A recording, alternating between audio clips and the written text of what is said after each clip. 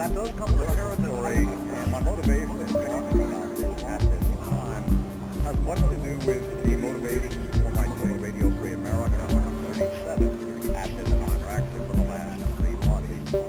There are a lot of things that are coming to a head, and among the things that appear to be coming to a head is the gross physical abuse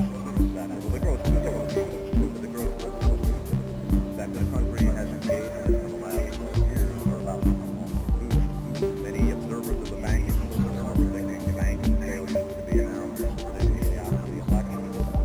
Citizens Row has already to bring that up. So far, the major candidates have avoided that. But I think there are many things that are going to be coming to the head in the complicated future, whether that's a year or 2 or 10 years. 10 years in terms of 10 years is a very short period of time. And I think it is necessary to examine the UFO phenomenon, both the political and sociological aspect of it, and also the technological aspect of so-called UFOs. The motivation, again, for doing Radio Free America 37 and for doing this lecture is the same. I felt I had felt for a long time that at some point I would do a program about how the U.S. had the second war. I know a lot of people, I know a lot of listeners covering current stuff. Quote, well, there are a lot of people covering current stuff, including at this point major news media. Current stuff, can't get around in Contra, can't get around in Rockgate, can't get around a lot of things. But nobody is going to do what I did with Radio Free America 37, and I felt it was essential to lay down the foundation, what they could, basically why America and it occurred to me that if the banks are going to be failing after the election, I shouldn't say that I'm not an economics expert, I don't know nothing about it, but if major commercial banks begin to fail, I don't know whether there will be a precipitous financial collapse in 1999, or whether there will be a gradual more safeguarded computer regulation of the capital markets, the global economy, which global averages at this point, and with an interlock with various locking, I am very, very frightened by what might happen if the banks begin to collapse. All right, that citizens should be as well. It occurs to me that if the commercial banks are going to begin going, and if the economy is going to go non-commercial rating, particularly the relatively small states that I operate in, are going to be among the good imagine. So I really do not know how much more time I'm going to have to communicate the essential message that I have to communicate. So given the indefinite, certainly finite period of time that I'm going to have to get the word out, and given the fact that it may be a very short before we're non-commercial states, including the MPC, under, I felt basically ready to nail the thing down all. Radio Free America 37 basically explains the past. And what I'm going to do tonight is predict as best I can within certain limits, because I do not intend to be able to do that at this point.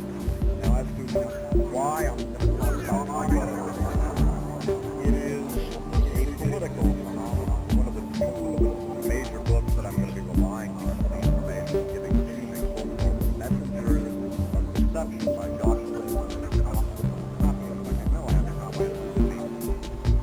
One of the most important books ever written in my opinion. This book, right here, called Messengers of Deception by Joshua. And he was a PhD in computer science. He used to be right down here at Stanford University. And he had a couple of experiences which led him to explore the UFO phenomenon. Of course, he does not attempt to pass down what UFOs are or are not.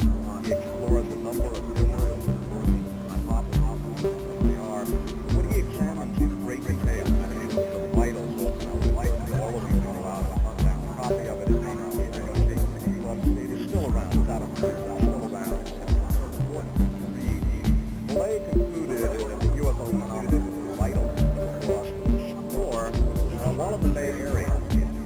We had a chance to explore the world of UFO culture. We had a chance to observe them as political and sociological phenomena. One of the things that he quoted in his book is a installment, I guess you could say, of the question man in the so-called editorial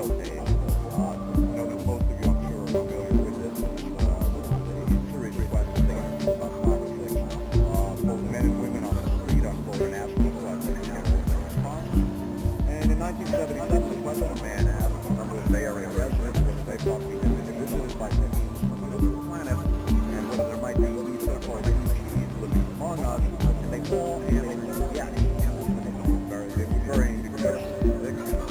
Plus, Belay himself had a very interesting experience. He was working at an observatory in France, and with a very sophisticated telescope that was the observatory. They observed a so-called UFO, an unidentified flying object. Of the 8 scientists who had a clear visual examination, only Belay voiced the willingness to talk about it publicly. The other 7 people said that they were not going to risk their reputations as professionals by getting into the corner of these nutcases by talking about the UFOs. Now, Belay concluded from this that it was absolutely essential to explore the UFO phenomenon from a political standpoint. He felt that there was something out there, whatever it was a real phenomenon, a manifestation taking a convention, whether it was people from another planet, whether they were technological devices, or some sort of psychosonic device from this earth. Whatever they were real, and the manipulation of the awareness of was such a powerful tool for social control that is believed that we must come to terms with this phenomenon, or else, quoting his exact words, we shall awake one day to find strangers wandering through the moon of our civilization. The belief in ETs and UFOs is growing. A great many people believe that they're real. A great many people believe that we are being visited and have been visited for quite some time by representatives of a superior race, superior technology. Anything that is widely considered a political and sociological phenomenon, and its must be examined in the clear light of day.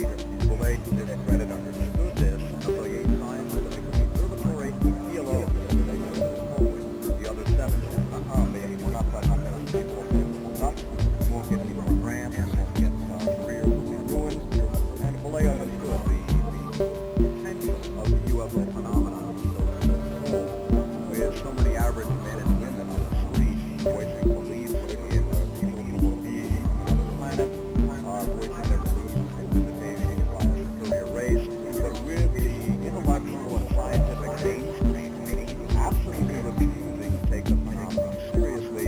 We are looking at something which could absolutely rend our society apart. It could completely leave the citizenry in general from the intellectual and scientific mainstream to an even greater extent than it already is. Again, many people have come to believe in ETs, people from other planets visiting other planets, and the possibility for using the UFO phenomenon as a device for control is enormous. The disintegration of our financial system, reduction of the educational values in this country, and above all,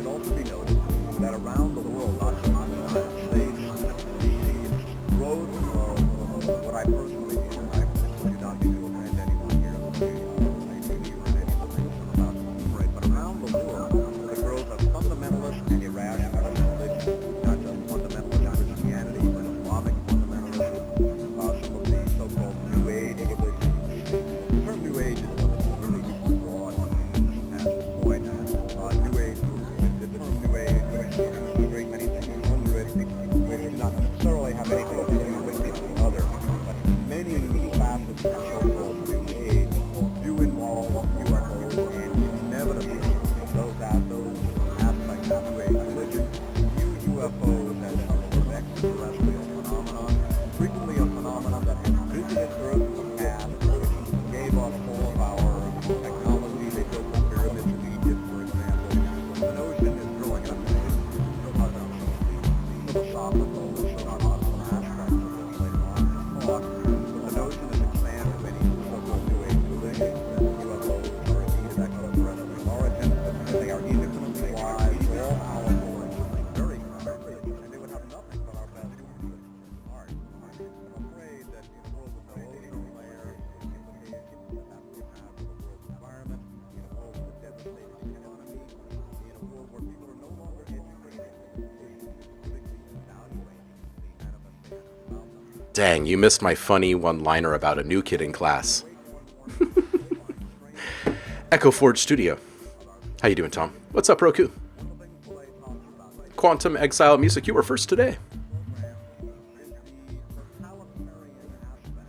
Hope you're doing well out there. Saf, welcome in.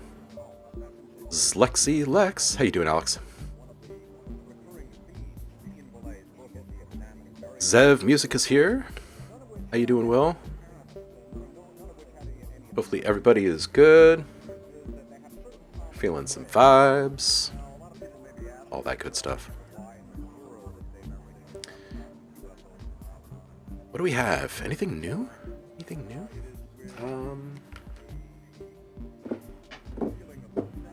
I don't know if we have anything new. Oh, we could look at a plugin. Look at a plugin today. Maybe we could look at it in chunks. We could fire it up in between, like every couple of tracks or something today. Ooh, Roku, nice. I just grabbed some tea. It was a good choice. Quantum Exile, what time is it for you there? Friday evening. Tom needs an opinion.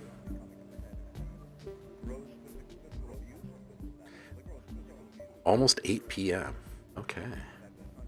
Where are you?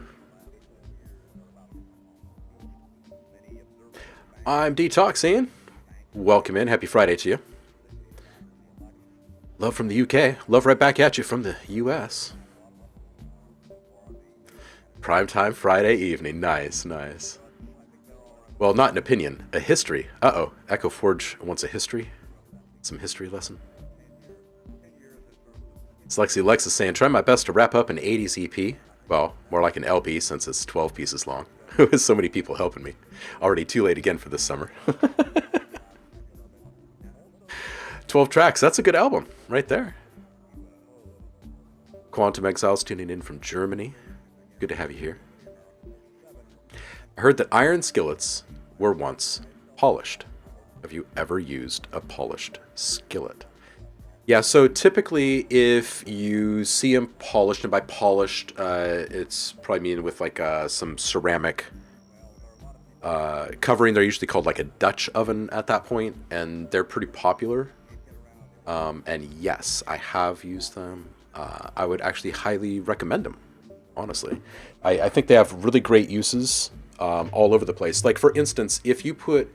not to like go down the rabbit hole of cooking here, but if you were to put like highly acidic products into a cast iron skillet, like tomatoes, right? It's not good. That's not good. It's going to wreck the entire cure. That just wrecks it. That's not good. That's not good stuff. But you can use tomato stuff all day long in a Dutch oven. So there you go. Not that. Where they used old iron skillets were once grind down to a shiny. Oh, yeah. Yeah, absolutely. And you still can. Like, you can find those, I think. I think you can still find those. It's true, it's true. There's ups and downs to that. There's ups and downs to that. So once something's finally polished, the cooking style kind of changes. And you have to use kind of care and specialized instruments to not scratch that and whatnot, or else you got to continually polish it. In kitchens, there's usually like a flat top cooking surface, like a huge skillet.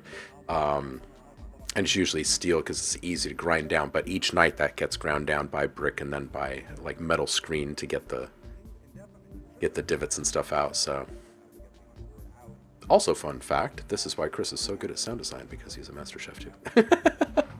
Yo, something good is here. Something good is here. Happy Friday. Something good is here. Now we can have some fun. It's like hallelujah, hallelujah. Something good is here.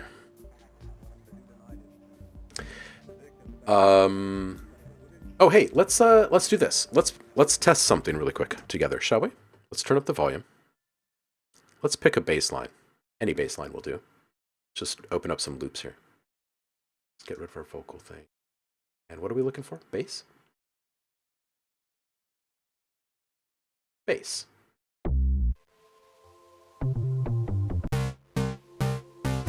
I want something more simple than that, please.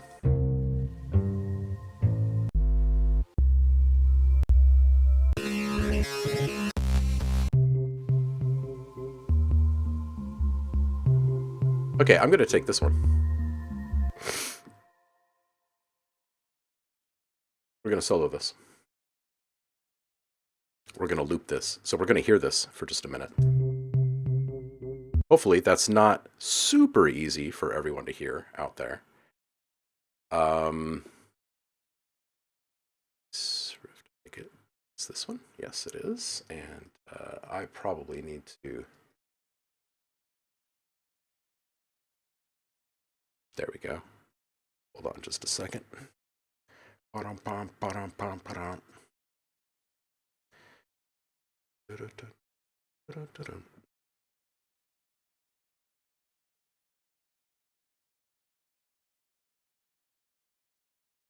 right, we have been redeemed. Let's go ahead and close this, turn this off, turn it back on again.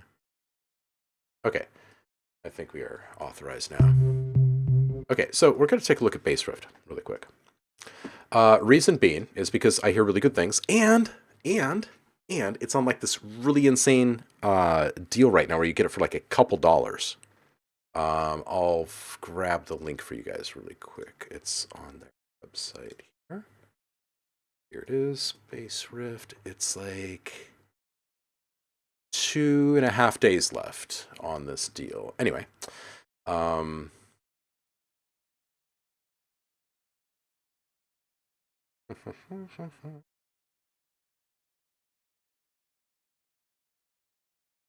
right, cool. So there's a link for it. What we're going to do is we're just going to play with some knobs really quick and see what this thing is all about. This is, it's a multi-effect processing plugin. It's designed specifically for bass, but of course we'll use it for all sorts of things instead. And to run through it really quick, there's a flow, a space, and a heat kind of quadrant, if you will, or panel. So flow has chorus, phase, flange, and wobble. Space has delay, comb, verb, and reverse, your time bass effects. And then heat has your crush, trash, tube, and fold.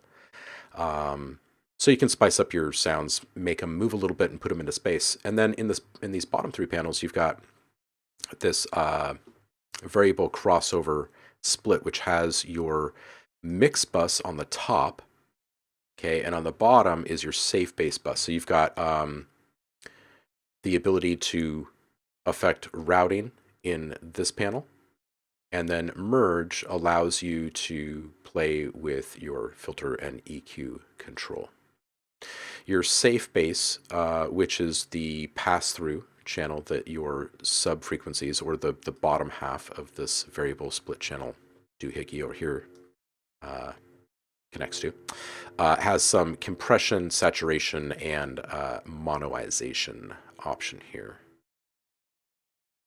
And then up here we've got typical, all the stuff you'd expect from oversampling, auto gain control, clip, presets, copy, A/B, randomization, a bunch of presets.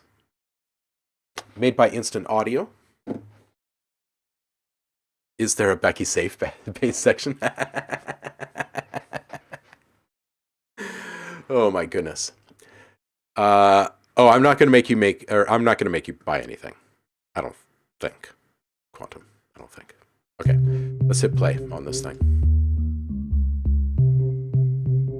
Let's see if we can make this more interesting, shall we? Go through a couple of presets really quick.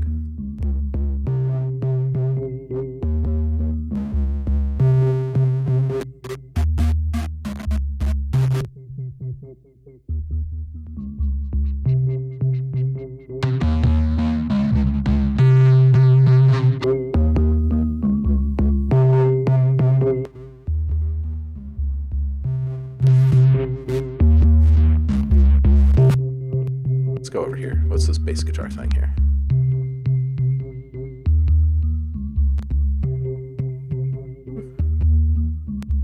All right, let's go back and find that initialized. There we go. Let's play with this thing. Let's do a little wobble. So this is a mount and this is a rate.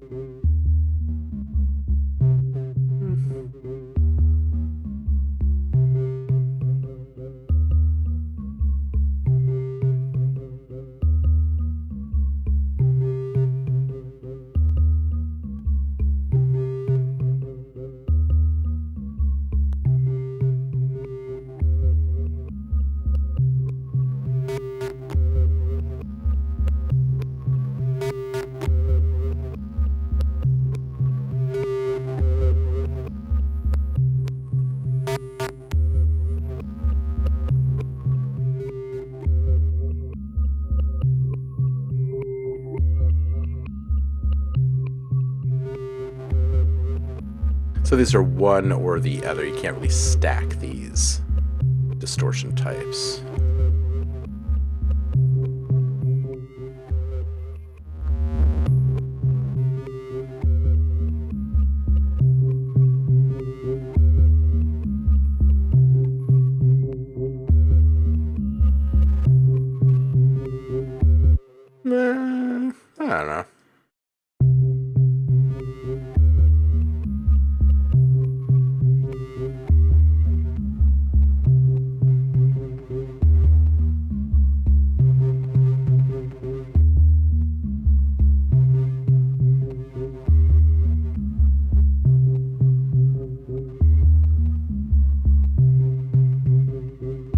I don't know.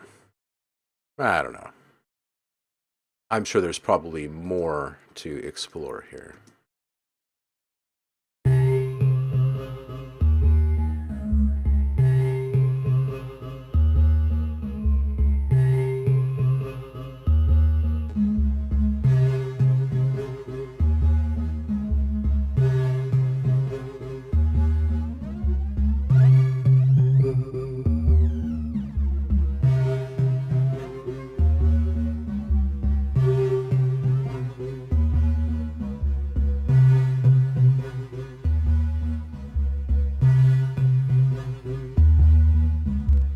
All right. That was a lot of the same bass line again and again and again. Yeah, I trust the Brainworks stuff as well, Rokusai. This is a distortion plugin, Sev. Yes.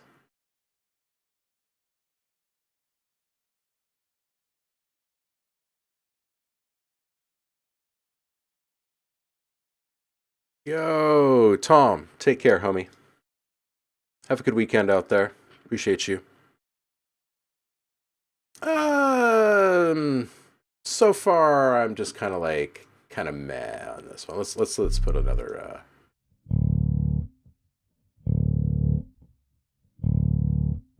okay.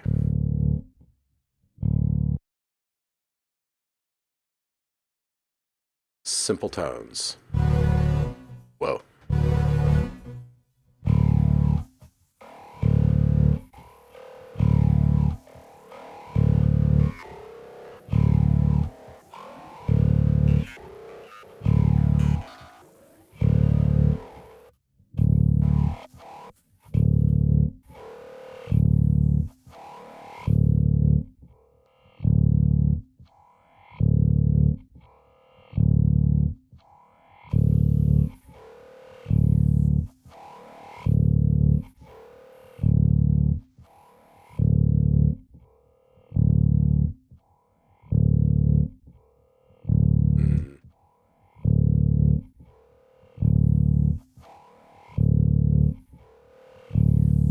I feel like I should be getting way more out of this thing than I am right now. Oh, wait, hold on a second.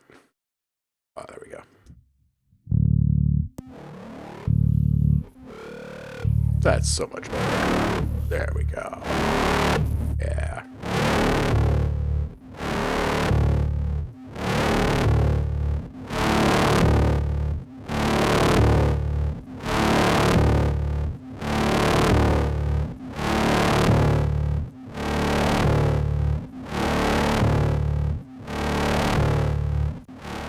Okay. Okay. Spend a little more time with it.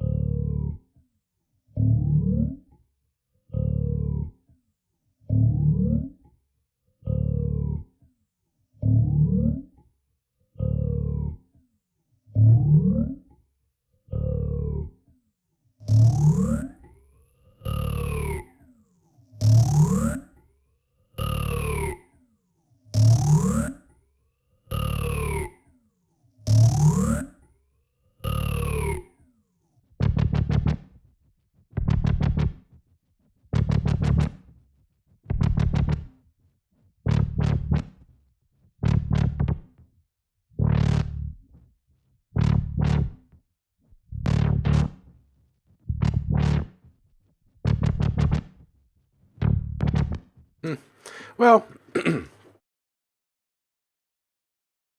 hmm,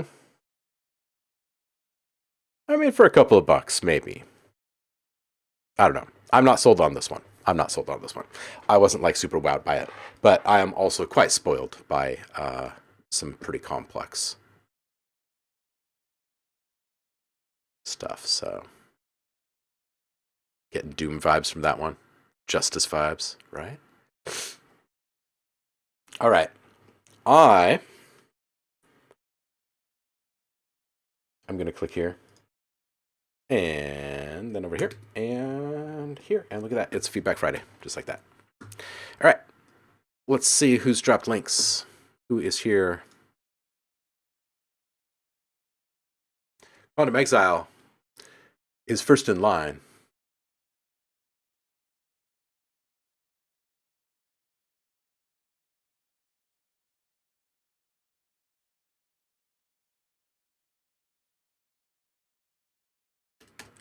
Let's do this. This is what we fight for. The most heroic music. Epic. Let's see if this is actually video here.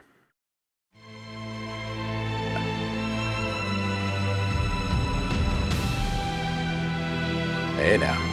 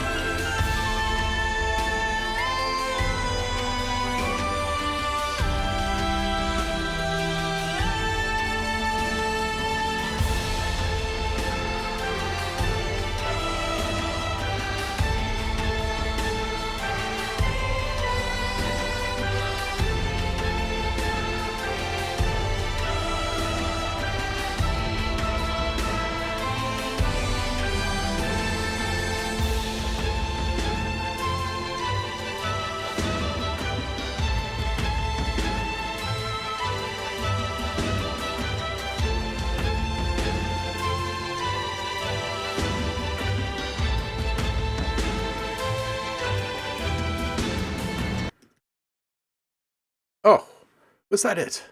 Is that how it ends? Okay, so, and more dynamic range explored throughout. Okay.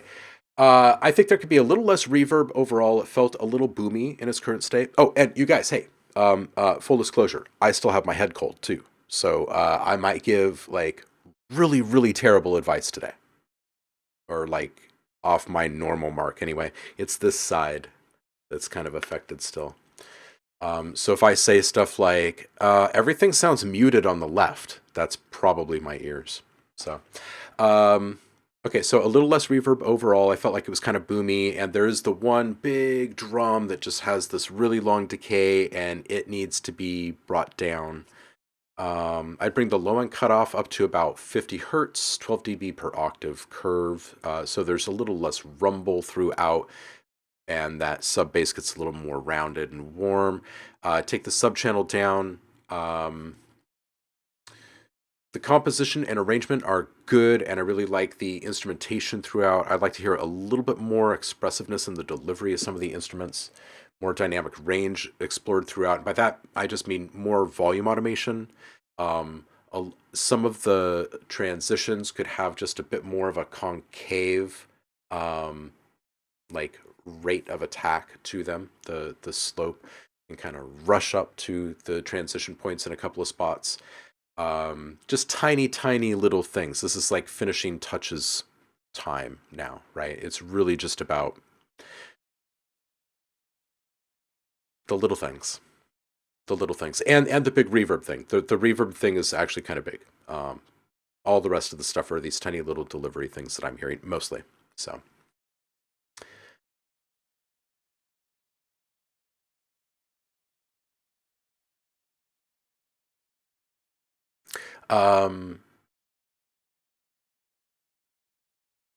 Smile made your day. Oh, that's great. That's awesome.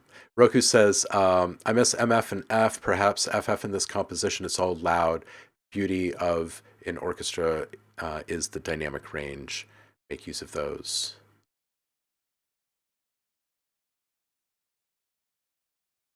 Yep. Yeah, this is really it. This is just more human. More human, and a little less off the grid too. There were a couple of points where I kind of found myself doing this, which means like I could kind of predict when all of the things were going to happen in a couple of spots. So when you're going in there and you're looking at the like the expressiveness and the delivery of things, maybe nudge a couple of things here and there, just a little bit, just a few imperfections. Hug, welcome in. Happy Friday to you. It's Lexi, Lex. It is Alex. This is going to be some 80s awesomeness here. 3 vocalists, 2 producers, and an engineer to bring back your favorite lifetime. All right, here we go. Living in the now.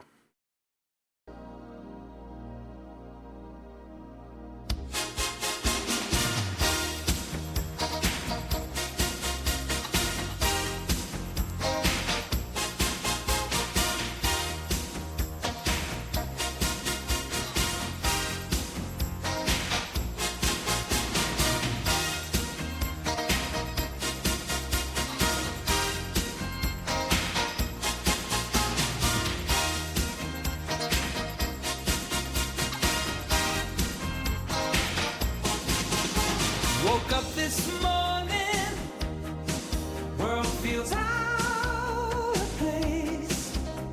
Scrolling through the memories I can't erase.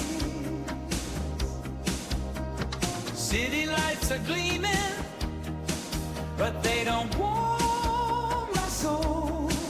In the middle of the hustle, feeling out of control. Living in the now, but feeling so out of tune, chasing down the days under the same old moon. Dreams in my pocket, but my heart's on the line, singing through the night, trying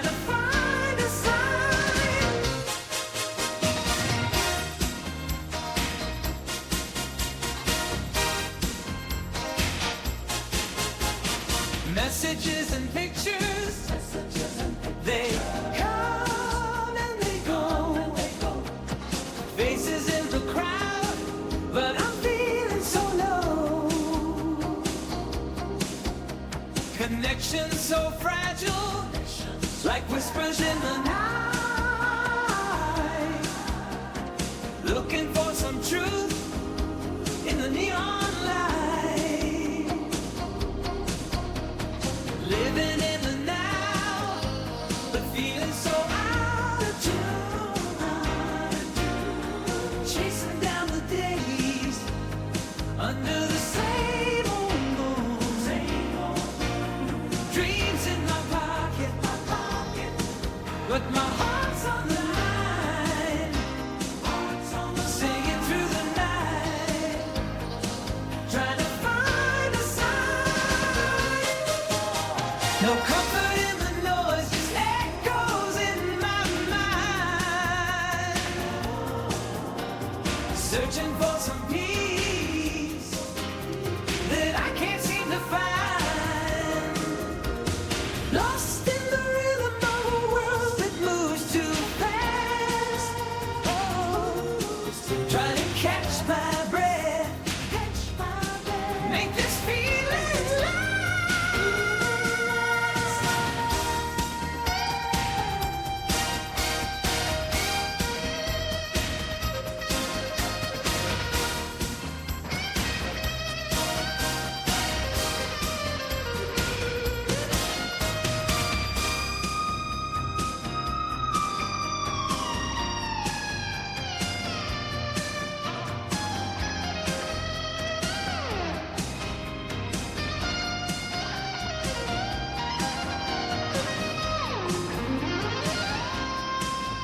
So I'll strum my guitar, let the music take me there. Oh, and the fade out. Ah. Somebody who cares. The 80s DJ taking it away from you when all you want is just a little bit more. Oh man, and it's a slow fade too. Ah. Oh, that's so great. It's like the last it's the last song in the playlist at Skate World. And it's like the slowest fade ever, because you know that as soon as you can't hear it anymore at all, they're gonna turn out the lights, or they're gonna turn on the lights, and gotta get off the floor. Damn it. Man, you really nailed the vibe on this one. Yeah, this is a big clap, right? Man. This felt like a soundtrack. And it felt legit too. But I mean, seriously, like the lyrics in this thing too. Dreams in my pocket. Come on. Okay, tell the truth. Tell the truth. Do you just like tune into 80s stuff nonstop? Just nonstop? Or is it all just from another life?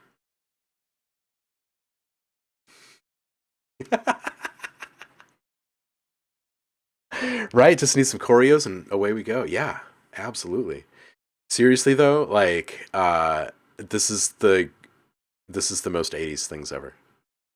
Yeah, like mostly listen to 70s, 80s stuff. Yeah, yeah, I can feel it. Like I can feel that these there's these little embellishments that are so, they're just legit. They're just legit. Having grown up back then, I can speak to it. My other track goes, never gonna let you go, never gonna say goodbye.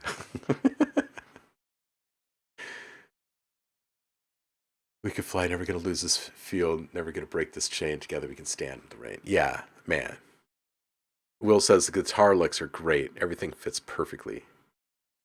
Yeah, yeah, it's so true. It's incredibly well produced. You know, I will say that well, I have no idea what your production process is like, but to turn out these albums back in the day, it took a team. Like it took a team to put together these like epic 80s ballads, and it's really cool just how well you're doing it all. I don't change stuff on this one. This is definitely a turn it up track where you listen to it, you're like, I gotta turn this up. And then you're probably rewarded 3 to 5 people per song. Credits are on the link. Yeah, yeah.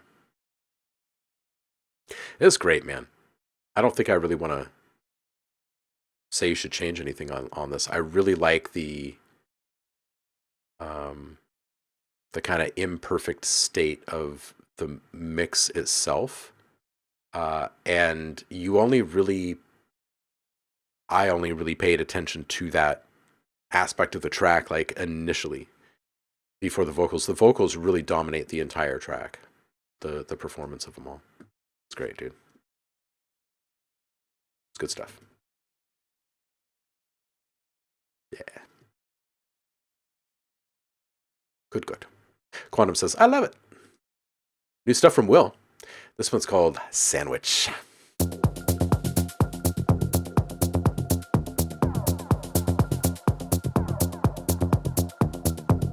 Ooh, I might get to see Will, you guys. Another Omi coming to Portland. You know, I just saw Javar, just like, last week or week before? It's good times.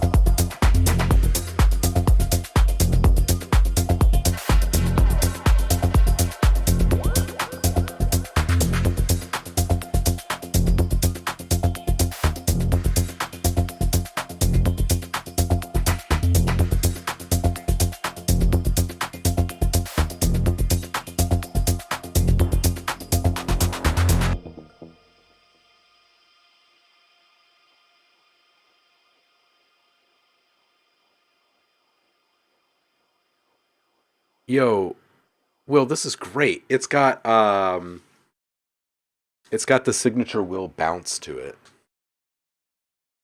I don't know if it's the lasers or what, but I was like really craving some kind of kawaii anime samples in there. Not like super over the top. Maybe it's just me. Um I don't really want much change. I feel like the bass line would be cool to follow like some sort of like exploratory little like revealing little bits here and there, changing things up over time. Subtle filter modulation. Also saw um uh Tropical Mariana saying maybe a little grain uh or granular processing on that.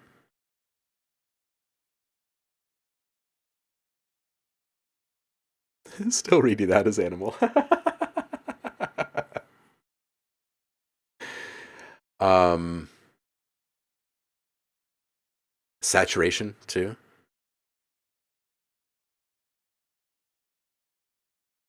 In fact, if nothing else changed in this thing and it was just processing to the base, excuse me, that changed over time, it'd be its own cool like little hook in and of itself. Really. A nice cow. Hmm. Said no one ever.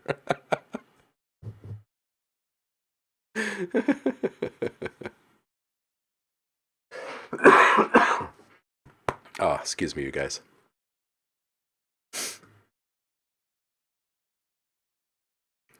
Don't mean to cough in your face.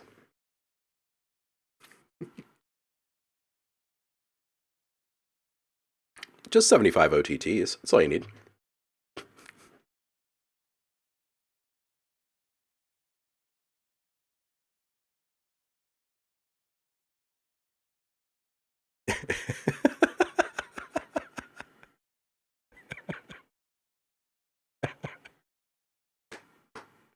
Child's Play, 75 per track, says Will. Each track in this song gets its own laptop. That's how many instances of OTT I have on this track. That'd be so great. Step up on stage, you've got like 75 laptops.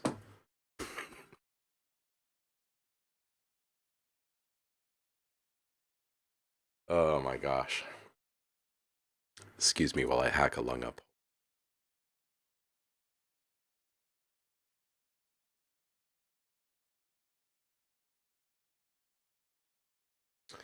All right. OTT for every 30 hertz. Why not make it 156 OTTs? And why stop there? You guys ever see the video? What was it like? Can we stack 100 OTTs? Oh, can we stack 1,000 OTTs?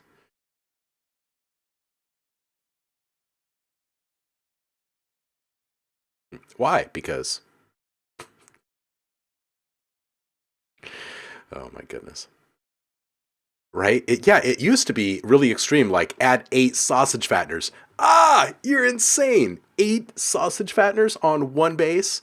You're a madman. And then people posted it to YouTube, and then we moved on. Real. 75 OTTs plus 1 sausage fattener equals computer explodes. It's true. Oh, it's true. I was making sounds um, for Camel Audio when the acquisition happened, when they were acquired by Apple many moons ago now. And I remember cracking the joke of, you guys should launch a little stealth side company and introduce a plugin called Blood Sausage. And it's actually just sausage fattener and OTT combined. I think there was actual consideration there for a moment. All right, this one's called Detox. No, this one's from Detox.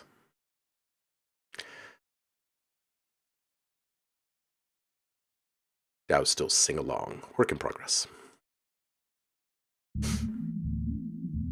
Blood sausage.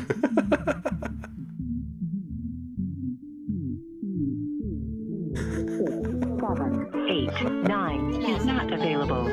At the tone, please record your message. All alone, yeah, that's how you left me. I was on my own, stuck up in my mind, asking what did I do wrong. I turn on the radio, I'm hearing all our songs. Do you still sing along? All alone, yeah, that's how you left me. I was on my own, stuck up in my mind, asking what did I do wrong. I turn on the radio, I'm hearing all our songs. Do you still sing along? Yeah, that's how you left me. I was on my own, stuck up in my mind, asking what did I do wrong. I turn on the radio, I'm hearing all our songs. Do you still sing along? It's like the fifth day that I haven't had no sleep, thinking, do you miss me? Am I just a memory, something that you can't forget? Lately I ain't felt the best. You just play me like a game, well I was never good at chess. All alone, every time I'm with you, always on your phone. When we try to speak, you wanna argue more.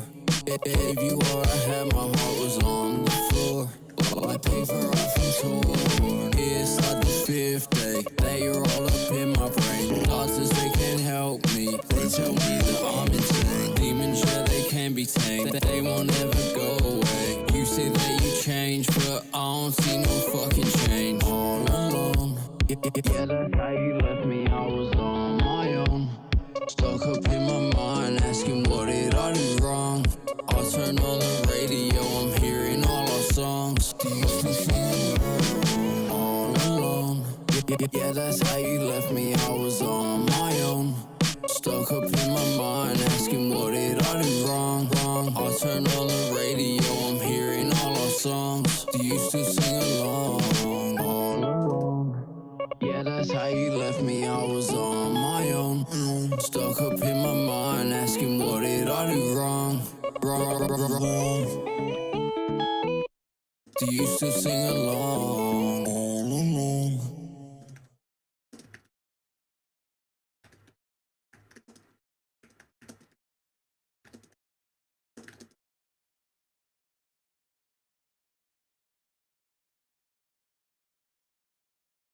All right.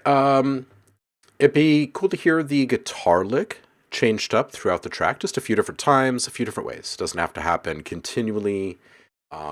Maybe they're all just one and done things. Maybe a little reversal halfway through the playback one time. Maybe a total resequencing of the notes another time through. I do like the little stutters. Glitches would be right in line as well, as long as they're not over the top. Also, using little transition effects and around your change-ups can help with flow. Also, using them as little embellishments can also work really well. You have these tiny little stutters, and you can put in little reversals right in front of or behind them. You can put in tiny little cuts or dropouts in individual tracks or the entirety of the music, actually. In fact, there are a couple of little vocal tricks.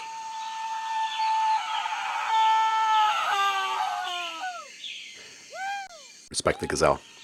Thank you, Liv. Big love. Tropical Mariana, don't forget to grab your free sounds and subscriber rewards. There are a couple of little vocal tricks that are worthy of more attention.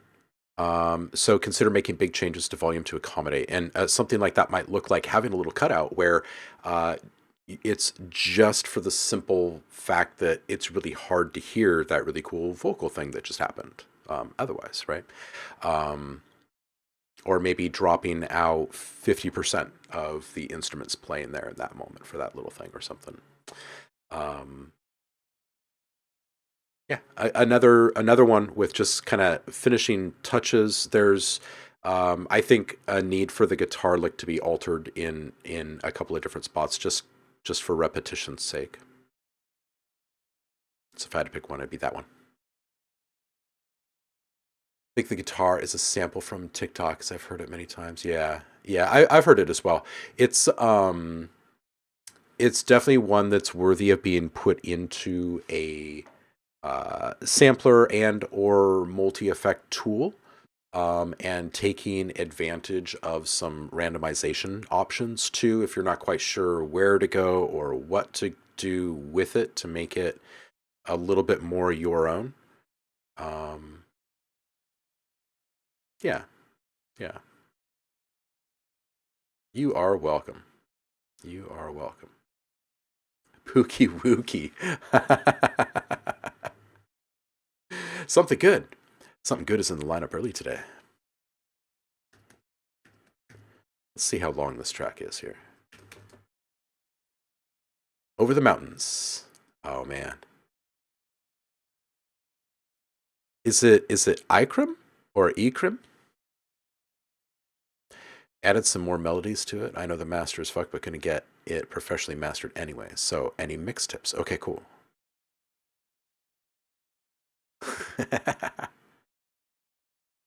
Ikram.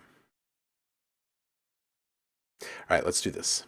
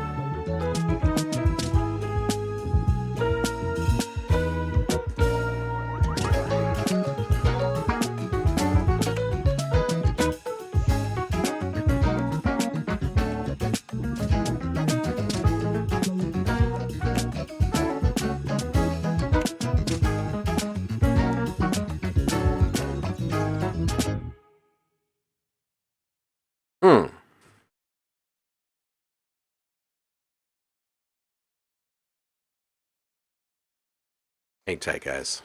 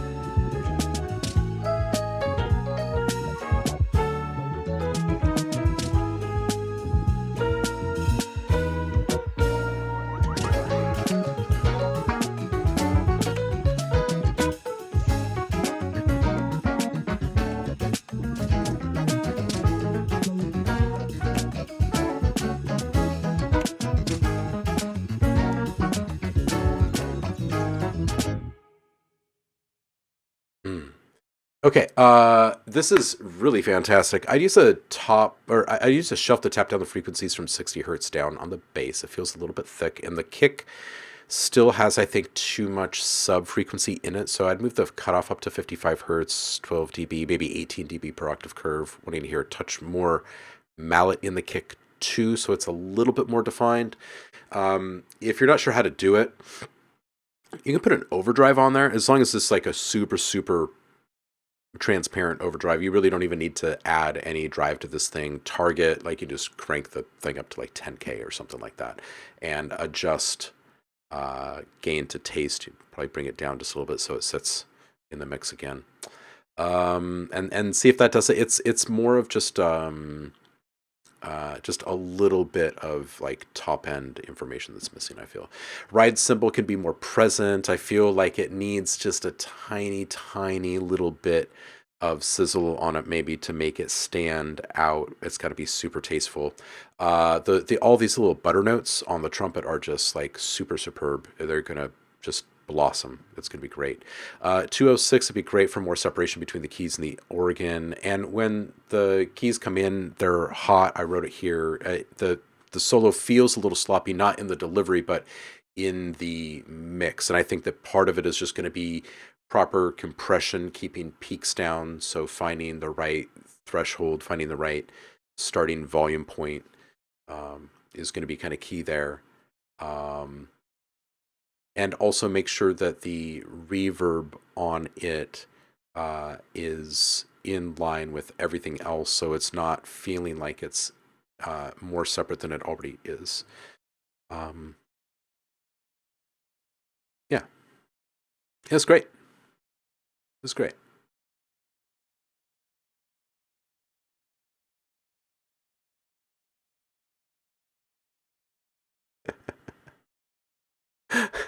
Syndremic says, my gran told me they used trees in the past to write things with ink. It was really messy, honestly.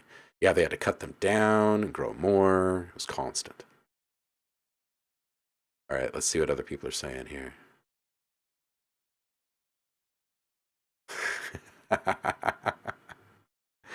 Writing everything down on a notepad, PC notepad. I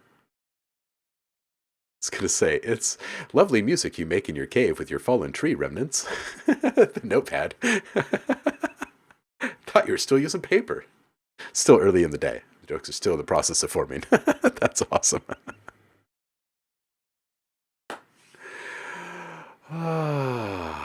Yeah. That's before the treeing. Good stuff. Good stuff. Good stuff. Ivy, it is you. And look at this art, by the way. Ooh, this one's called Do You.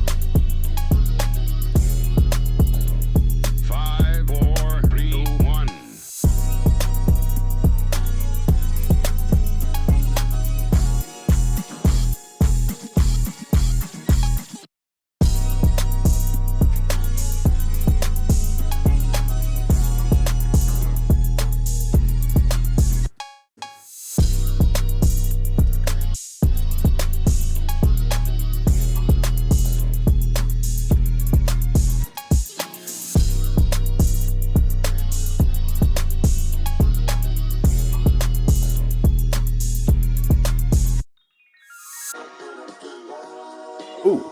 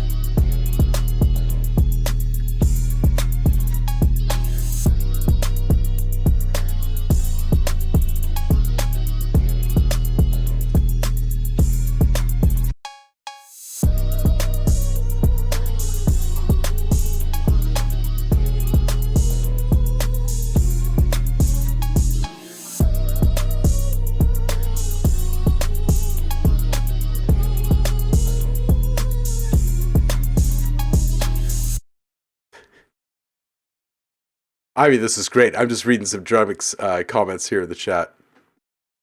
Nice pan on the countdown there. The vibe of this makes me want a polish on it, like worthy of being used in like an NBA segment. This is definitely something that could be. I think it's a matter of little finishing touches and then small little embellishments, similar to the feedback that I gave about the guitar lick earlier, finding a way to take the two most repetitive elements in this track and mix them up just a little bit, just in a couple of spots. It's all it really needs. Doesn't need to be continual. It'll up the interest game a bit. 132, nice little dropout here. It'd be lovely to spark it up with some more saturation, make it feel like it's actually coming through some radio speakers instead of just being filtered. You know what I'm saying? So it's got a little bit of power behind it, right? And so it doesn't drop down so much in presence. It just drops in kind of quality and aesthetic, right? The scratch is kind of coming in hot, so you might want to take a look at how, like, the levels, what the levels are as they're coming in. 808 is dominating the vocals, so saturate the vocals. I mean, bring down the 808 a little bit maybe, but saturate the vocals, get them sounding brighter, and help them cut through the mix a bit more effortlessly. What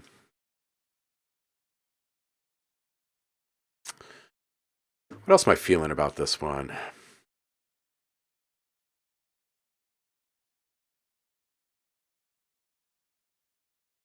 That's it, mostly. I like the old school vibe, and I like that you handmade the art. It's a nice touch. There's a certain kind of quality to it. Yeah, that's mostly it. That's mostly my feedback on that.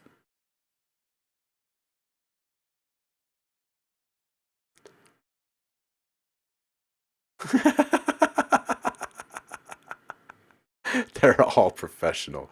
Well, you know what professional means in this business? It means that someone paid them money for what they did. And they reached out to you so you can do the same, and that now makes you professional too. So there you go. And you know what? They probably crack bad jokes and good jokes, and they probably wear beanies and hoodies, and you don't have to worry about it.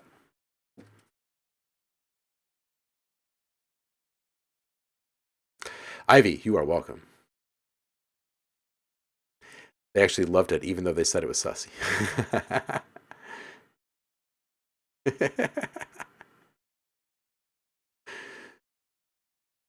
Yeah, that's the only difference. That's the only difference between professionals and non-professionals in the space, is that someone can point to a piece of paper or something on the screen that has like a dollar sign in front of it or a pound sign in front of it or whatever, and like a decimal point somewhere. That's all it means. It means they had to pay taxes for the art they're making.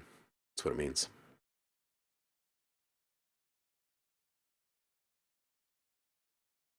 Ooh, okay. Okay, Kyan is giving us a heads up on this, saying, interesting to see what you think on this song. It's been very dividing, shall we say. All right, Bass from Outer Space, Volume 1. Man, these aliens are so flippin' high right now. I mean, you don't even know.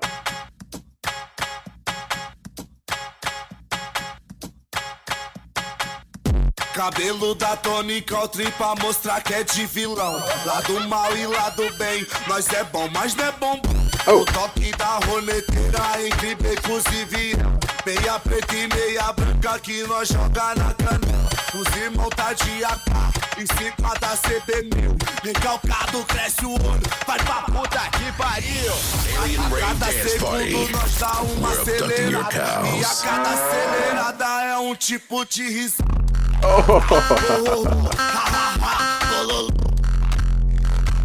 Os vizinhos já até descobrem. Aqui é nosso, quero ver os homens pegar. Daí bota pra acelerar.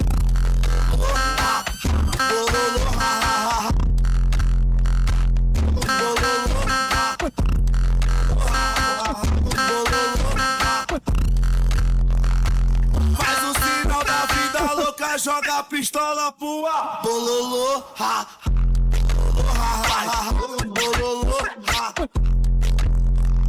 Bololô, ha. Só tri pra mostrar que é de vilão. Aí lá do bem, nós é bom, mas não é bom. roneteira entre becos e de meia branca que nós joga na cana. Tá em cima da CD.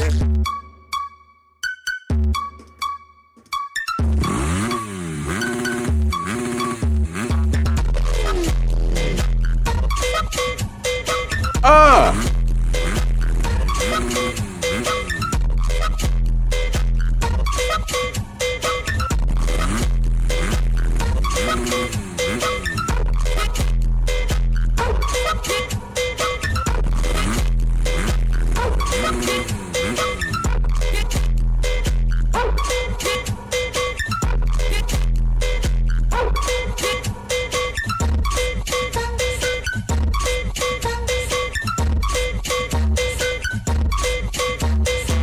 Ooh, oh.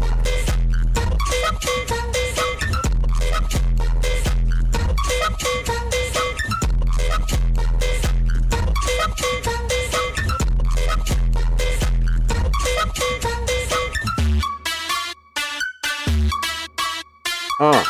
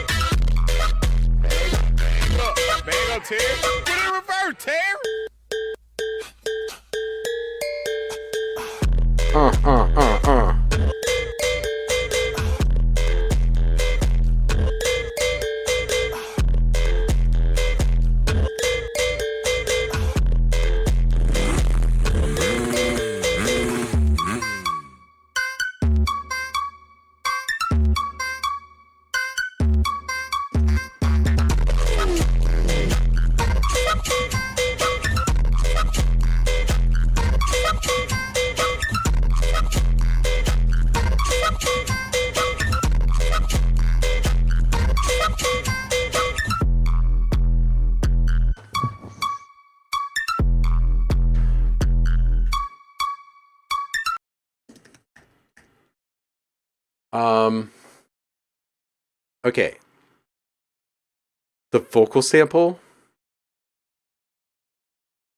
was great. It'd be interesting to hear what you meant by divided, like how people have been responding to this. I personally really enjoy this one. I think it's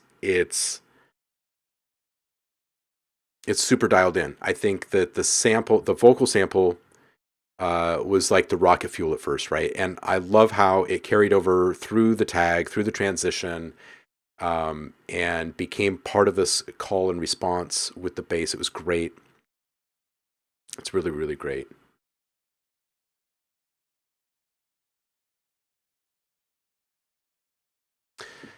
It's kind of brilliant, actually.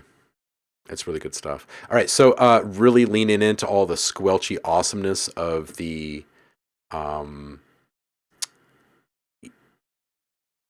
just the weird FME nature of all of this is so great. It's like you've got this like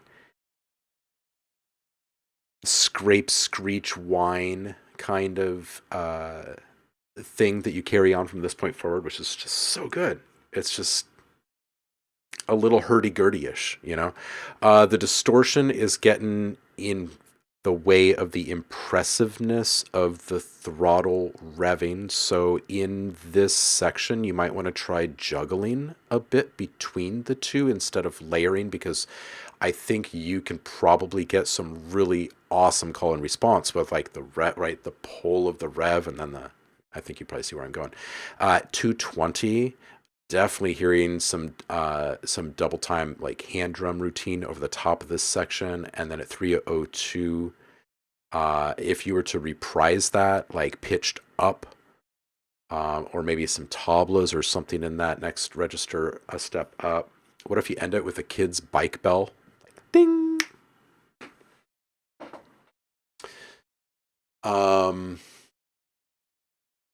Yeah, some people really like the bass. Some people really hate it. It's interesting to see.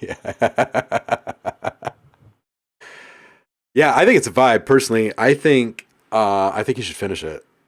But I do think that there are a couple of things here you might notice I'm investing a little bit more in this one than I do in some of your others. I think this one's really rather brilliant, honestly. I think you've got some stuff cooking here.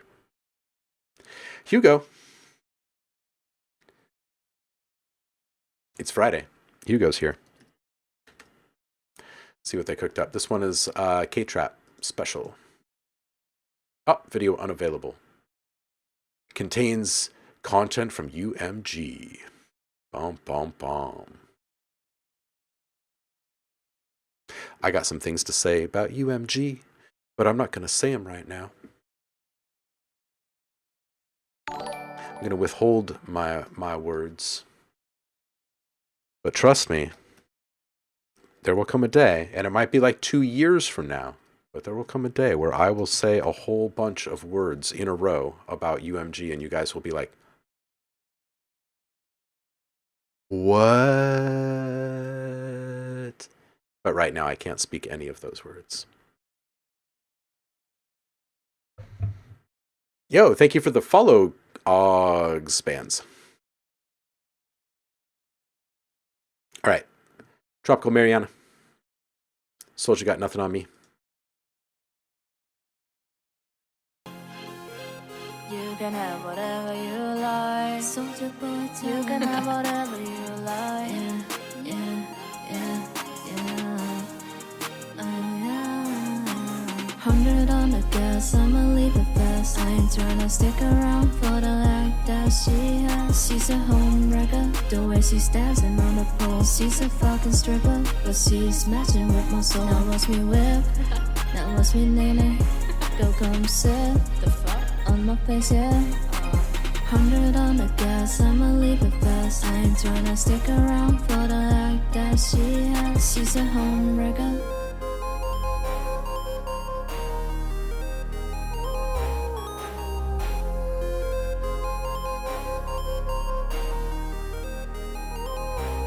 Now I leave her in the past, I don't wanna go back.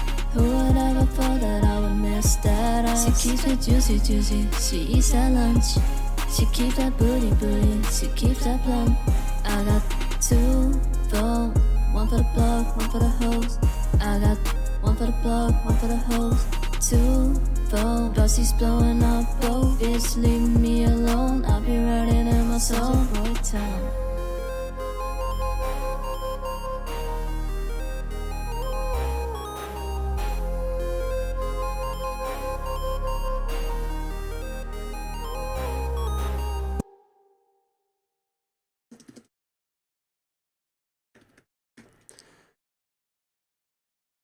All right. 2 things that really kind of stand out to me on this one. The vocals need to sit atop the mix a bit more. It's going to be a combination of saturation, multiband compression, and a different reverb, I think. I'm not sure that this is the right reverb. It just needs to be something simple. It doesn't need to have too much echo or space to it, so it kind of helps maintain focus on the vocal delivery. And I think the strings in the background want some more juice, right? There's some good stabs in there, and they should punctuate, not just kind of accent. I think they can be a bit more engaging and a bit more engaged in the mix itself. So that's the 2 elements I think I'd spend the most time on this one.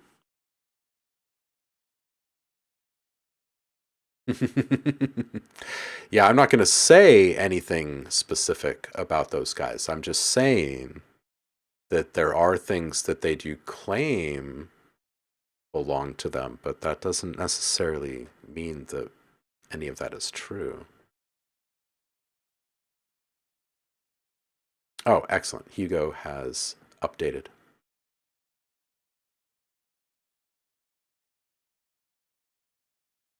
Yeah, hug. Hugo, I agree. I agree. Like I said, I can't say a darn word about it, but when I do, I'll talk for days about it if you want me to. But right now we'll click on this.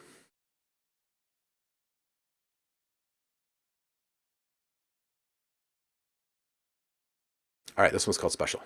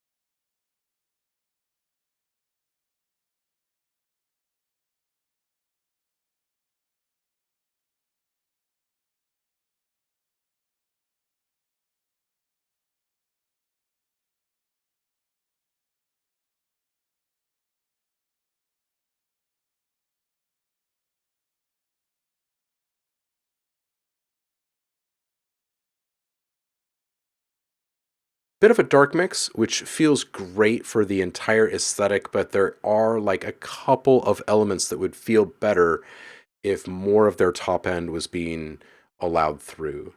An example would be the little sound design embellishments around transitions. You've got these little airy whooshes and stuff that take place. There's also a little gunshot that happens.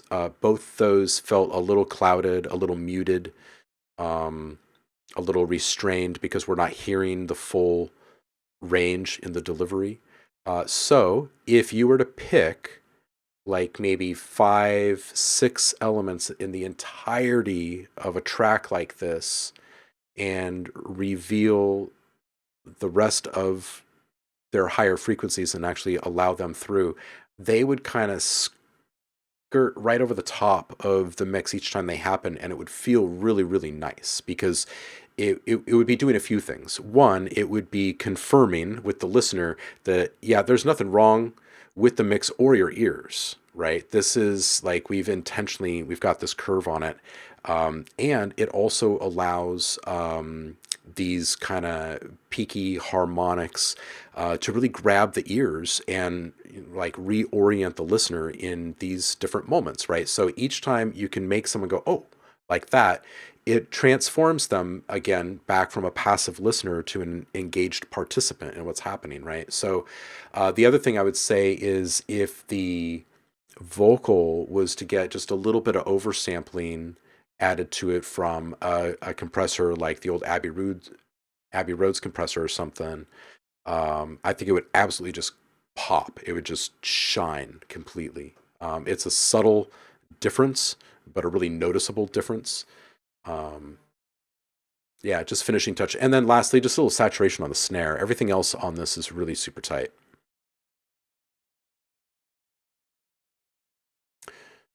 Good stuff. Bring whips, though. That's what we like the most. Yeah, you bet. You bet. Far Horizon.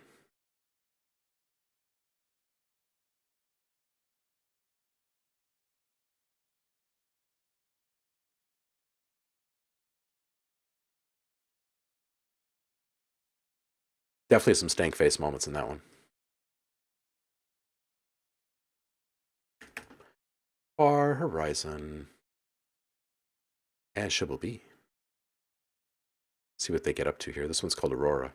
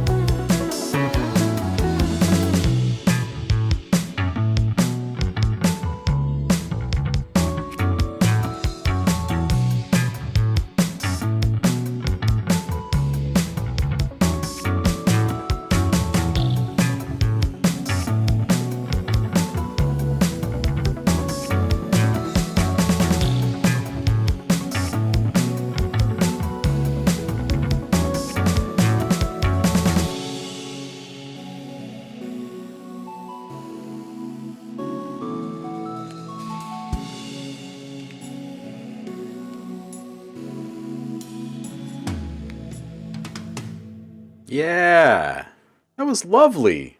I really enjoy this track. I think I've mentioned this before, but oh man, the label just escaped my memory. They have Isotope 217 and Ohm and oh, it'll come back to me. Reminiscent of some things. It's just lovely.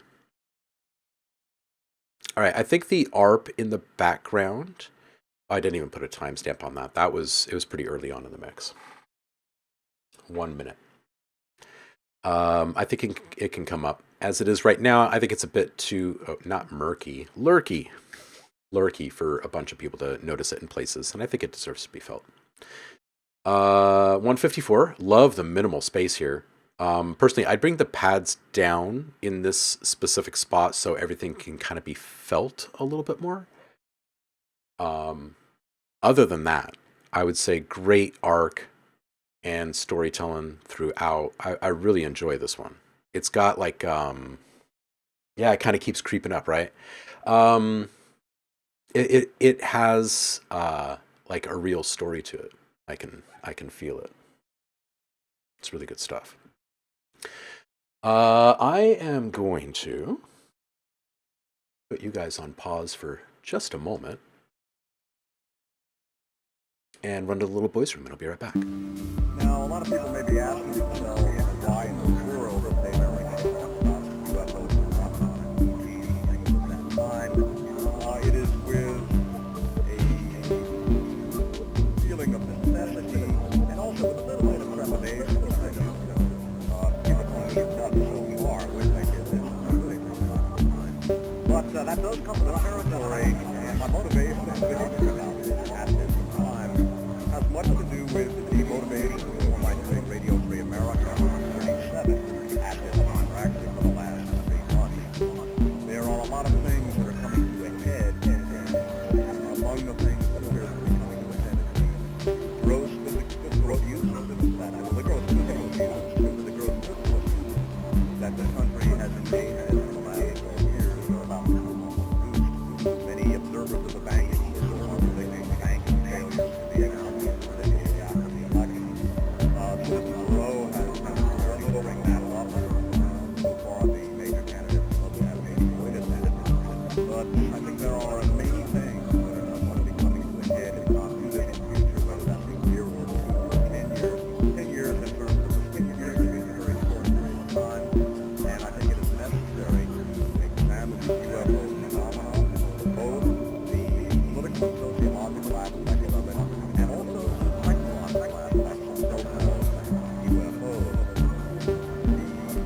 The motivation, again, for doing Radio Free America 37 and for doing this election is the same. I felt for a long time that at some point I would do a program about how the U.S. or I've returned. Okay, let's jump back into it. You are welcome, Far.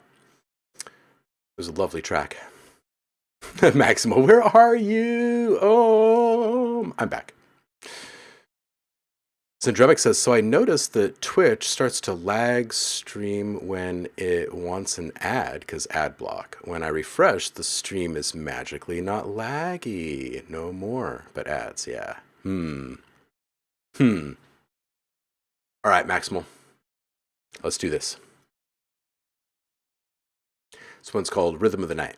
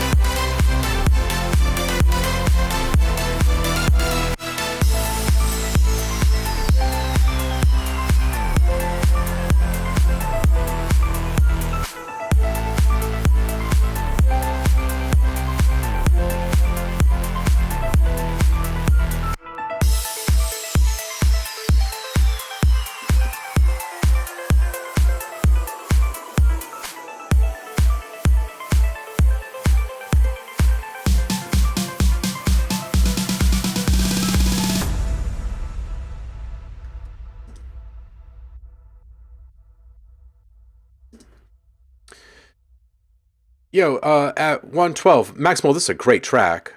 It follows the classic formula.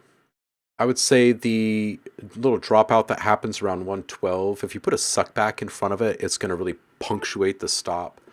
The bright noise hits at the transitions and drops can be reverberated a little bit more, and you might even want to accent the reverb channels EQ, like just bump a little bit around like 4 to 7K or something like that, 10K maybe, to capture a little bit more air essence. 318, this section is big energy time, so you can add a little extra saturation to the leads and bass on a separate little bus. You can have a little overdrive or something simple sitting there and just bring up the drive on those just a little bit. Really good stuff. I wouldn't say change. I wouldn't recommend changing much because everything sounds pretty dialed in. Pretty classic, solid palette of sounds. It's good stuff. Hey, I didn't even hear the gazelle, but Rich is here. Subscribe for 32 months, dude. Scruffy Rico, that's a while. A little air essence, something you'd buy at Hogwarts. Yes, right. Essence of air. Zedrevic says, ads are a conspiracy to take over my wallet, but they never show me what I want to buy, so the yoke is on them. Yeah, right? Right? So true. You are welcome, Maximal. I hope it vibes with you. Scruffy Rico is here. Rich has got something called Stormlands Part 2, so we're going to take this notepad off to another monitor here so we can watch this video. Take us away, Rich. Oh, never mind. It's a SoundCloud. Wow, wow. Let's listen to this thing.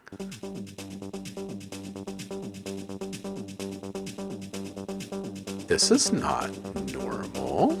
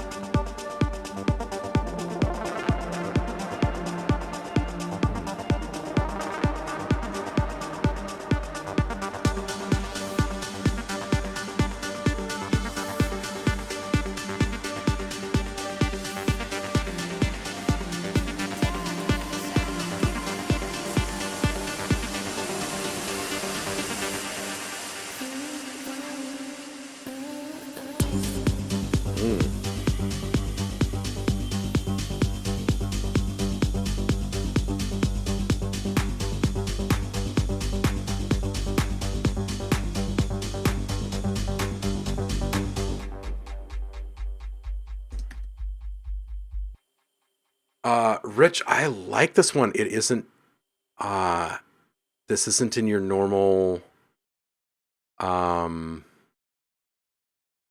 bandwidth, shall we say. It's good. It's good. Shane, welcome in. Happy Friday to you. Okay, 32 seconds. Little bubbly art thing. I was thinking it could be more present unless it was on a slow creep up, but it did feel like it came up, so now I'm feeling like maybe I shouldn't have said anything because it's actually really good where it is. Ambience down. There's a bit too much competition being introduced with the current decay rate being used and the loudness, and each time you come out of one of these sections where the full mix has really been pumping, like right here, and we can really hear the ambience. We can see it too in the signal strength. It's up there by quite a bit, and it's important to remember that the ambience really is felt as ambience when it's at an ambient level, right? When it's supercharged or kind of pushed artificially, it doesn't have the same kind of ambient effect that it has normally. It has more of like a tension inducing kind of feel to it rather than like this kind of calming effect. And also it introduces a fair bit of competition against everything in the mix because of the noise profile that's kind of baked in, right? The reason why ambience like this gets so soupy is because so many different frequencies are in play at the same time, right? And then we put them up into kind of suspended animation almost, right? And then things run into it. So if we bring it down in level, it's going to be a little bit better. If you bring down the decay rate a little bit as well, it'll also be a little bit easier to get out of the way of other sounds. The guitar plucks specifically are kind of in direct competition with the vocal. So if you bring those down, the vocal should help kind of sit up on top more after that ambience comes down. Make sure your reverb channels the way it is EQ'd, the way you want it, and that you're using the right pre-delay for the BPM when reverb is going to be this prominent. There is this thing that our brain does. It basically just kind of calls phooey on whatever it is that it hears that doesn't have the right measurements, right? It's hearing something and it doesn't quite add up to what it's experiencing, and it's a proximity perception thing. So if the BPM and the pre-delay are at odds with one another, you'll actually hear it kind of in the reflections, the timing of the reflections, right? Because the early reflections are like the first returned sound to you, and that's where you can kind of tell. So there's actually like a little mathematical formula for this. It's you got to translate your BPM into milliseconds, basically, right? So you take 60,000 times your BPM, and then you're going to divide that by 4 a couple of times. It's going to give you your measurement in like a median number. It's going to be good for like 16th notes. Maybe it's 8th notes. Anyway, it's going to give you a nice median number. And for something like this, it's probably going to spit out a number at you like 28 milliseconds or something like that. And then you dial it in, and all of a sudden, your reflections in your reverb and your delay actually feels like it's really in time with the music, and it feels really organic. So that's it. I think that's what I got for you on this one. That's the end of the queue? You guys, that's the end of the queue? I haven't even looked, but oh yeah, there's not many people here today. That would be why. Okay. Well, hey. Mewtune, from what I've seen and heard, this looks like great feedback. All written out and everything. Yeah, we do it every Friday. Shane, I'm not going to go anywhere. You bounce. You take your time. Hey, why don't we take a listen while we wait for Shane to bounce? Why don't we take another look at the plugin that we were reviewing earlier? Wait, it was on this guy. And maybe we'll put some vocals through it this time and see what we can come up with. Or maybe like some mallet. What about we do some mallet, huh? Or some percussion.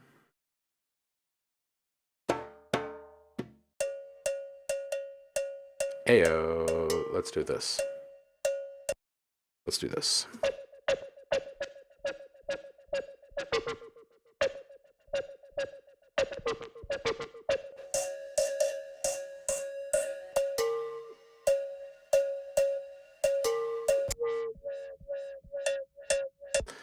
Let's take this down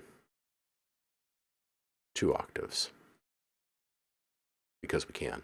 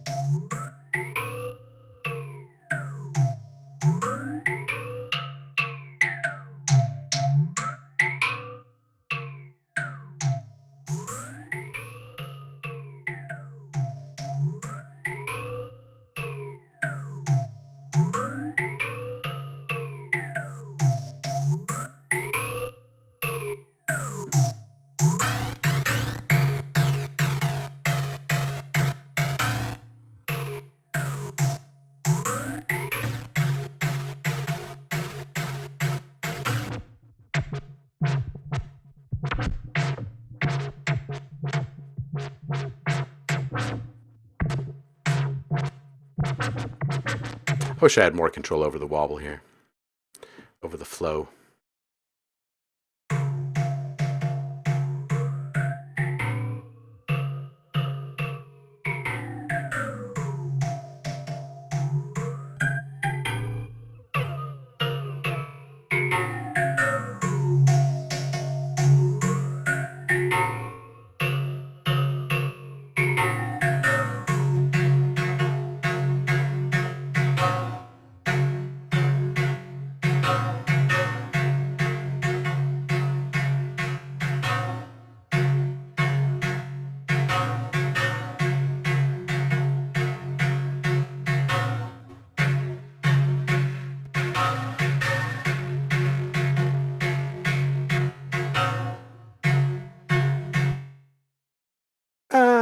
I'm still not really sold on it.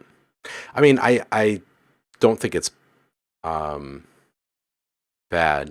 I just think that it could be doing more. Yeah. All right. Hey, Blackberry, it's you. How are you? We were just taking a quick break, waiting for Jane to upload. So let's go see what has been added. Oh, hey, look at that. There's a couple, just like that. I'm Utune. Blackberry, how you been? How are things up north? This one is called Abhorrent.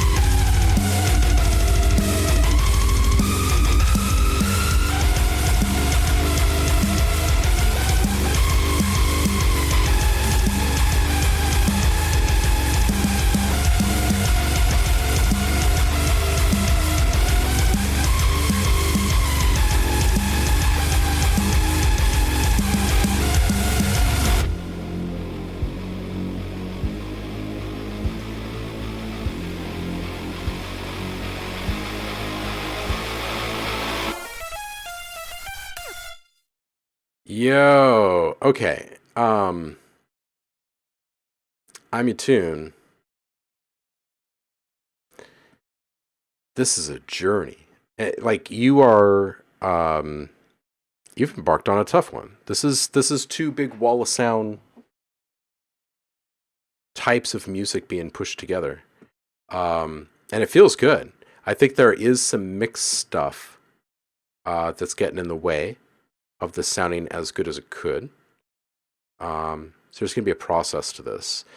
There are also just like a couple little small embellishments that I feel are missing. Like at 48 seconds, I feel like a decent drum fill would feel really good in this transition to kind of intro the full mix.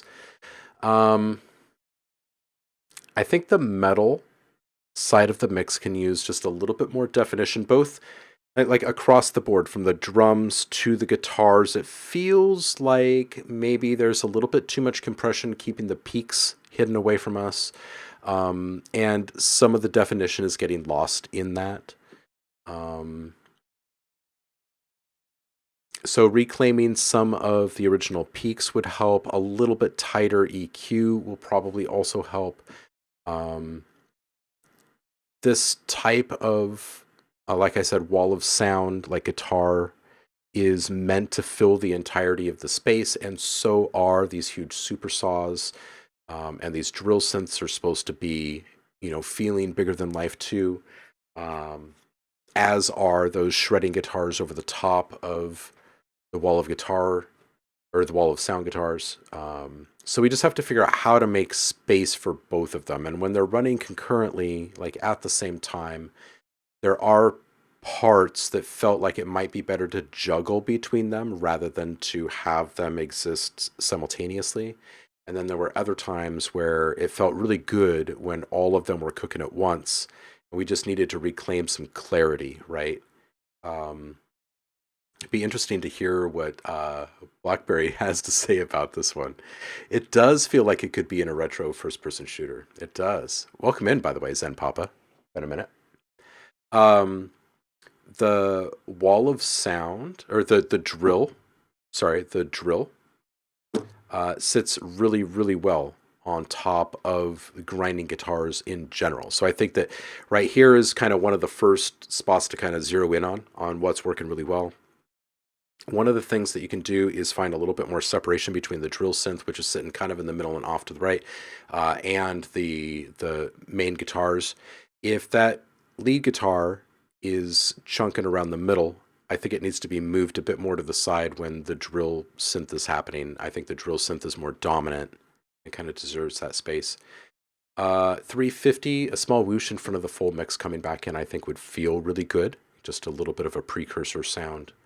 410 coming back into this mix, it feels like the drums feel kind of clouded and restrained. I feel some mid or some multiband compression just for added tightness there, and a little bit of extra oomph out of the mids.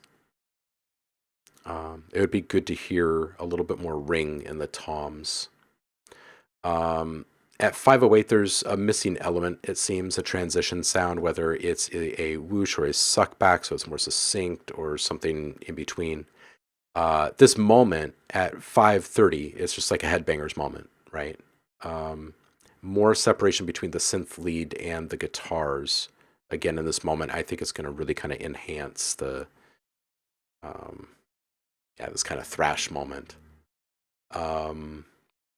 BlackBerry says, if you're still working on the mix, double check your high end at 5.6 and at 8K. You have what sounds like a ton of near adjacent frequencies grinding against each other, creating a type of fatiguing distortion that's not complementary to your tracks. It's muddying your transients. If you have added noise filter on something in the mix, that might be what it is. Also, spend a little more time on your kick and snare and try to have a little more cohesion between the two.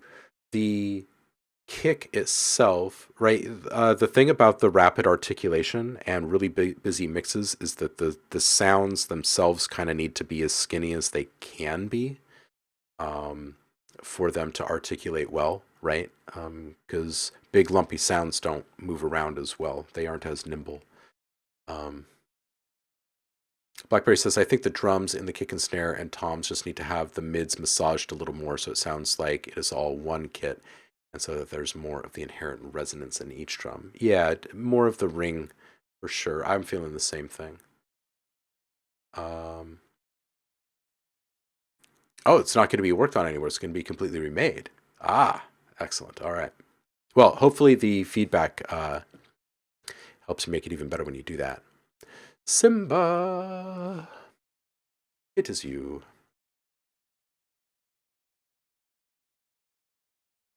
Hey, Canary Street's here. How you doing, homie? It's been a minute. Shane, this is you.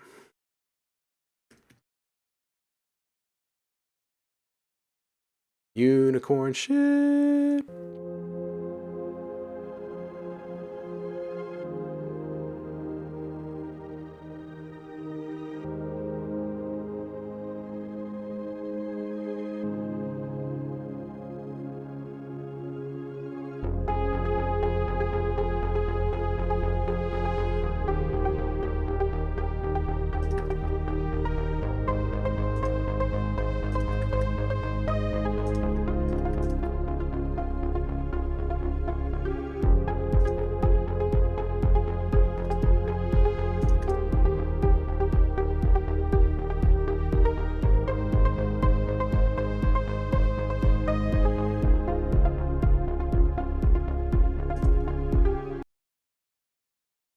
What just happened?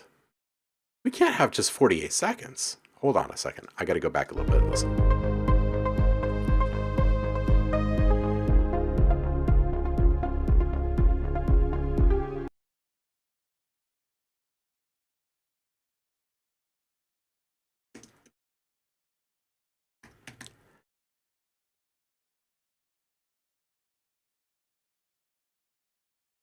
All right. So far, I have feedback for you on this first note. Similar to what I was saying earlier about the pre-delay and like the importance of paying attention to the timing of pre-delay because of those reflections coming back to you in those rhythmic moments. And when it's not quite synced up, it kind of, your brain kind of calls phooey on some things.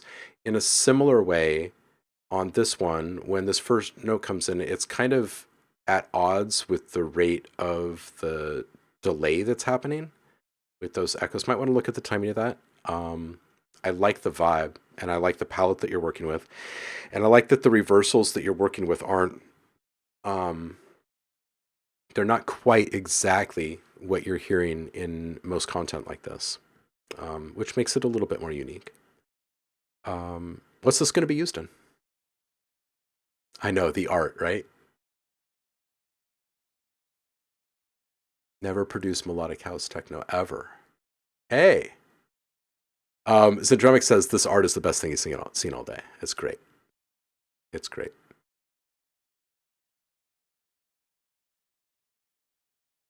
Blackberry says, I don't think you need the couple of bars of synth pad at the beginning to establish the chord progression. It is a strong enough statement starting with the melody instrument. That's some wisdom right there. Yeah. That resonates.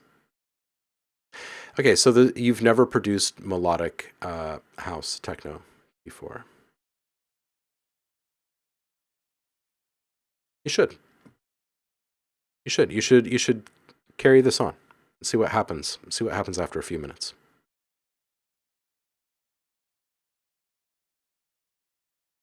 I mean, it is Pride Month. Exactly.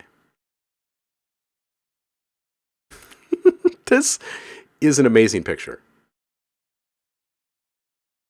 I mean, I keep staring at it, but seriously, it's an amazing picture. This is just... All right. The world is falling apart. We need more cute. This is a Bambi Thug Doomsday Blue manga remix.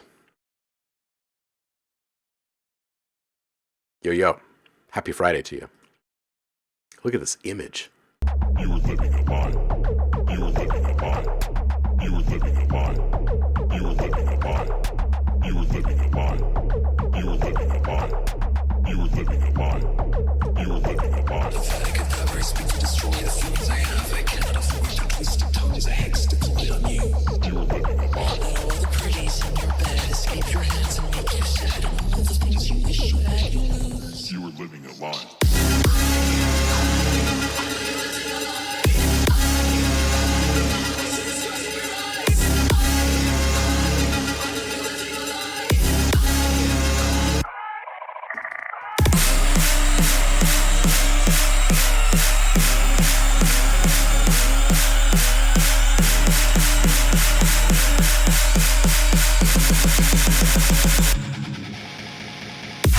Oh.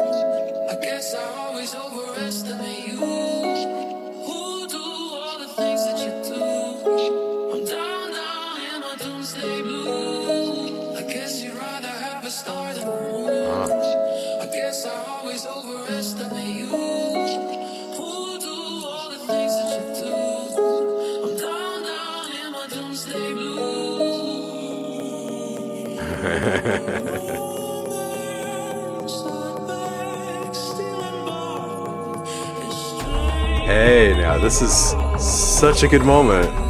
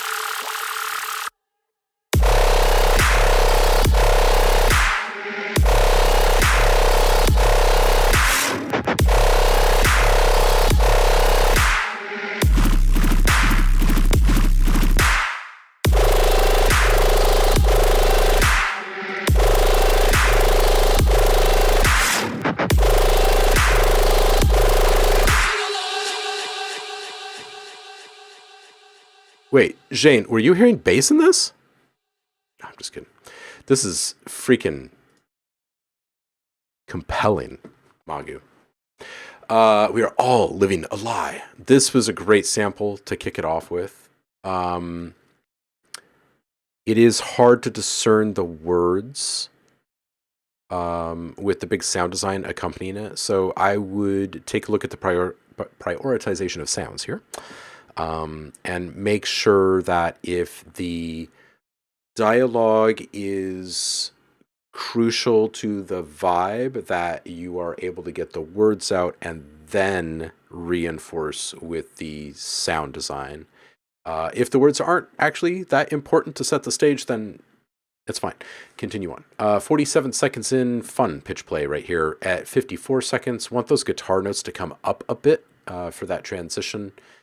108, consider layering in something more industrial like an anvil or something on some of the snare hits, like alternating or every few or something. I feel like it would bring just a one more additional like element of like fury or ferociousness to this whole thing.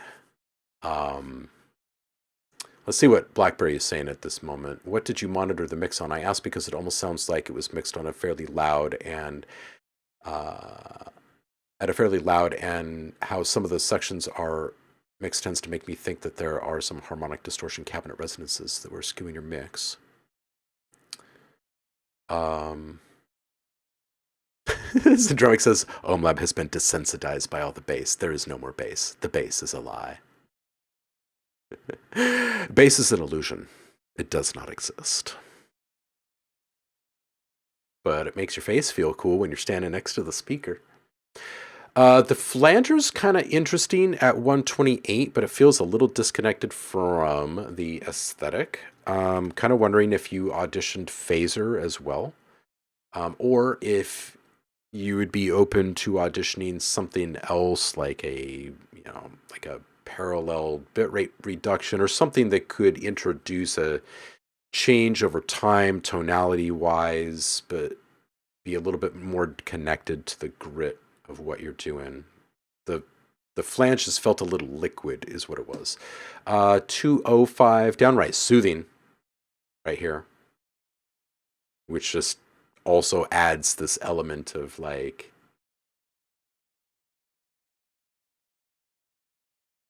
inevitability. The doom is coming. Fantastic, fantastic moment at 225. Laser's down a touch. I think it's dominating the vocals at 233. I'd want one more drag down pitch element here. It would absolutely just kill in this moment. Just like a 317. I think you're missing a whisper. You've got this really awesome dropout, and you know what happens in less than 1 second?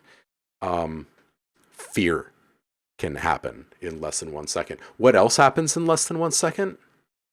Not much, actually, right? You're afraid that the track just ended or that something just broke or whatever. If you add something in there to push someone over the edge, like, oh my God, or look out, or oh shit, that cuts off right before it's done, and then the music comes back, I think it feels really good. But at a whisper, right? Because like, got to get them to lean in. And when they lean in, you blast them in the face with the noise again. So,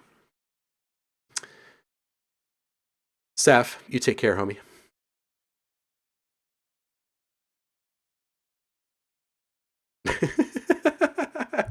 Syndromic says, careful when you mix tracks like this. It's easy to remove your ability to hear if mixing is loud. Yeah, there is that. There's that. Oh man, you guys are just like adding more tracks, more tracks, more tracks. Unfortunately, it is that time, and I do have to boogie today. Otherwise, we would stay and listen like we normally do. But I can't. Sob. Sad face. But we'll do it again next week. If you guys want to bring these tracks again next week, we'll listen to them. Whoa, Jesus looks like a little out of resolution here.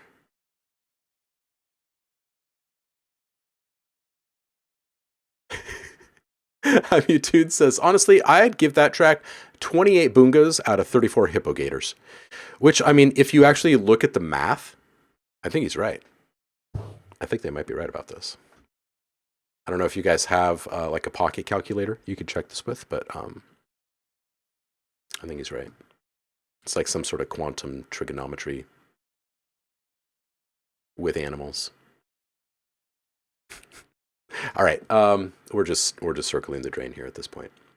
Let's see, who are we following that is also streaming at this very minute? Who is Illmine? Oh, Roller Skate Express. Hold on just a second. D&B party. Let's go say hi.